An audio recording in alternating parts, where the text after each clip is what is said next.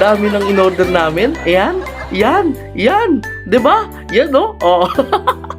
'Di ba? Kaya dapat meron talaga akong kasama kapag lumaban ako sa ganito. Syempre, yung wings din nila. Yan, inupakan ko na mga kaoye.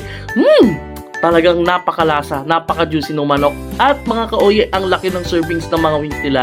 Promise, kala mo ostrich yun nandyan. Special thanks pala sa nanlibre neto, Tita Lynn.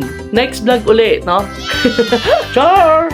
O ayan, di ba? Hindi ko alam kung anong unahin ko sa dami ng flavor at sa sarap ng mga sinuserve sa amin. Bukod doon mga kaoye, ang sarap talaga ng sides nila.